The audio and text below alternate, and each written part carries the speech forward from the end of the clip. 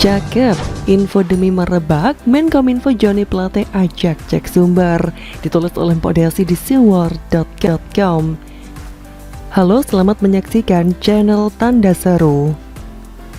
Salah satu dampak COVID-19 adalah lahirnya orang bijak yang mendadak jago bicara. Ramai-ramai merasa lebih jago dengan opininya masing-masing. Bla bla bla.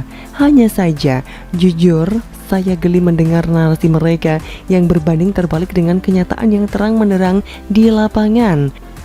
Penasaran juga, opini brilian tersebut didapat mereka dari mimpi atau dari mana sih? Sebab jelas-jelas selama ini kematian yang ada bukan angka ngasal. Itulah kurang lebih fakta air mata kehilangan yang dirasakan oleh banyak keluarga, termasuk kondisi rumah sakit dan jibaku para dokter serta tenaga kesehatan. Maaf, itu bukan sinetron kejar tayang dan mereka tidak sedang berakting, kawan. Salut dan kasihan dengan nyali mereka yang sakti, masih ngotot tidak bermasker atau mungkin sikap keblinger menolak vaksin. Lalu geli meringis jika masih ada yang halu ngotot mengatakan COVID adalah konspirasi. Kemana saja mereka selama ini? Tinggal di planet lain dan sedang bertamu di bumi. Jujur, saya juga capek dengan kondisi ini, tapi saya memilih patuh.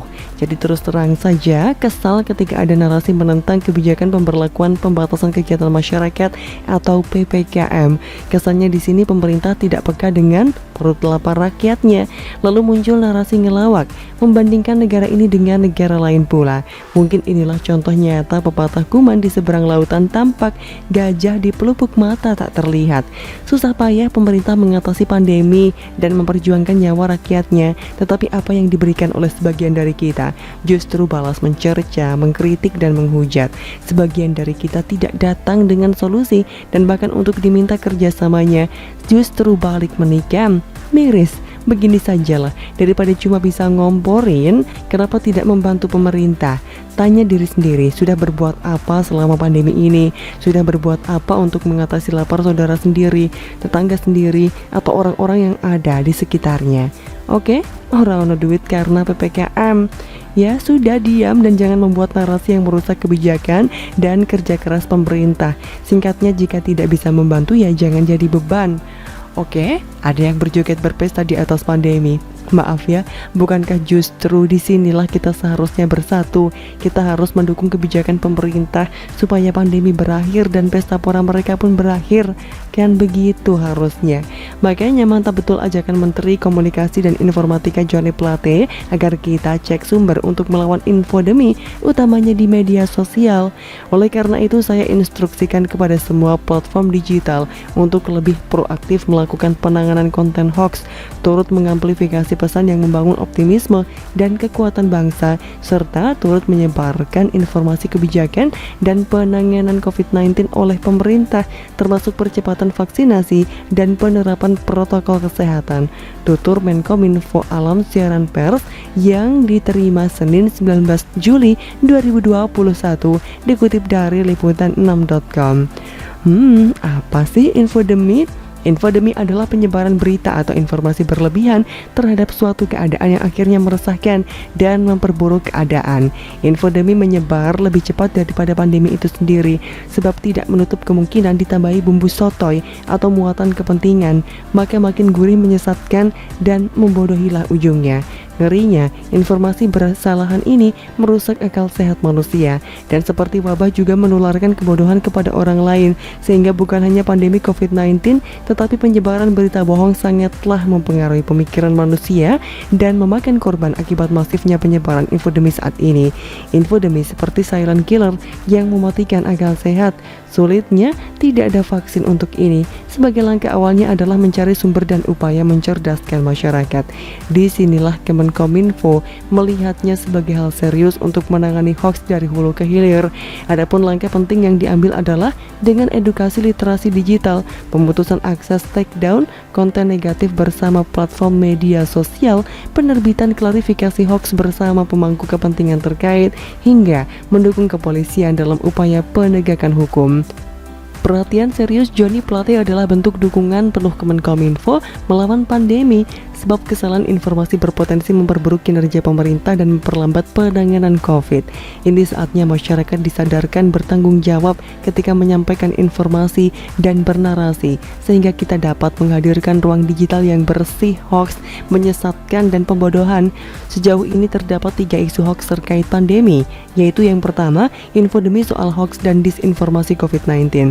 Temuan hoax pemelintiran informasi rumah sakit sengaja mengcovidkan pasien yang datang untuk keuntungan komersil, hingga kabar yang menyebut COVID-19 merupakan konspirasi.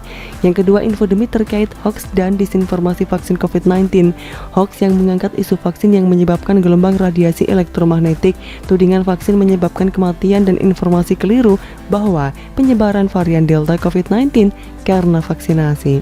Yang ketiga, infodemi terkait hoax dan disinformasi PPKM darurat. Hoax terkait informasi keliru tentang PPKM darurat di berbagai daerah dan pemahaman salah mengenai perpanjangan PPKM darurat. Keseriusan Joni Plate mengajak masyarakat agar mandiri memanfaatkan kanal informasi untuk memeriksa hoax terkait COVID, di antaranya adalah kanal mandiri seperti covid19.go.id dan kanal aduan seperti salah satunya aduankonten.id. Perlahan tapi pasti, pandemi dengan caranya pun mendorong masyarakat semakin cerdas, tidak menelan mentah-mentah informasi yang berada di ruang digital, tetapi mencernanya dengan memeriksa sumber beritanya. Artinya jelas media juga bertanggung jawab dan berperan penting agar bernarasi cerdas serta sehat untuk membantu pemerintah memulihkan negeri ini. Bagaimana menurut Anda? Amin Rais sebaiknya jadi guru bangsa, ditulis oleh Panjat di seword.com. Halo, selamat menyaksikan channel Tanda Seru.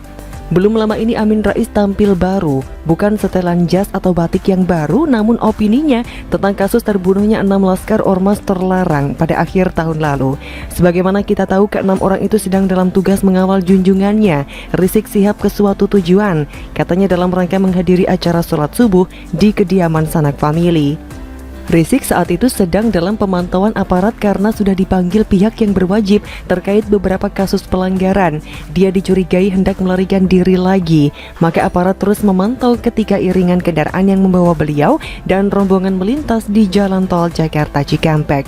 Namun aparat dihalangi oleh kendaraan pengawal Rizik, bahkan terjadi insiden yang membuat aparat kepolisian melakukan tindakan sesuai prosedur, ditembak atau menembak. Maka ketika aparat negara itu diserang oleh laskar, tak ada pilihan lain selain membela diri, mengakibatkan 6 orang tewas terkena tembakan. Kasus ini ramai sebab banyak pihak yang ingin mengais-ngais peluang, apakah itu berupa simpati dari masa Rizik Syihab ataupun itu peluang politik. Sebab Rizik adalah sosok yang memiliki banyak pengikut fanatik yang mau melakukan apa saja demi idolanya tersebut. Bahkan menghormati baliho Rizik pun rela.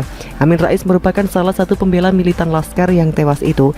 Sejak peristiwa itu hampir setiap hari mantan ketua PAN ini bersuara, mengecam pemerintah Jokowi, menuduh aparat yang telah melakukan pelanggaran HAM berskala berat. Dia bahkan membentuk tim guna mengusut dugaan pelanggaran HAM berat itu. Bahkan Amin Rais dan timnya merasa perlu mendatangi Presiden Jokowi di istana, mengingatkan tentang pentingnya mengusut secara tuntas dan jujur kasus itu. Sebab apabila tidak, maka neraka jahanamlah yang akan menjadi bagian kita. Banyak orang menduga kepedulian Amin Rais terhadap 6 laskar itu adalah dalam upaya mendulang simpati para pengikut Rizik Syihab yang jumlahnya sampai jutaan itu. Soalnya Amin sedang membentuk sebuah partai baru. Andai kata sebagian besar masa Rizik yang selalu rajin berdemo di Monas memilih Partai Umat, peluang untuk tampil di Senayan tentu terbuka lebar, bukan? Itu mungkin yang ada di benak Amin Rais CS di balik semangatnya membela kematian laskar yang padahal mungkin sudah dilupakan banyak orang, termasuk para pentolan ormas termaksud. Namun arah angin seperti berubah secara drastis. Belum lama ini Amin Rais mengemukakan bahwa aparat negara, Polri dan TNI tidak terlibat dalam kasus tewasnya 6 laskar tersebut. Seperti diperkirakan, statement ini tidak disukai oleh kubu Rizik sebab mereka tetap kekeh dengan keyakinan bahwa aparat keamanan negara itu bersalah dan harus bertanggung jawab.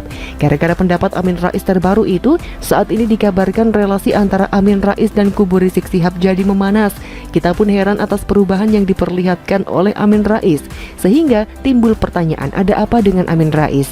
Apakah dia sudah sadar bahwa selama ini dia keliru, berada di tempat yang salah?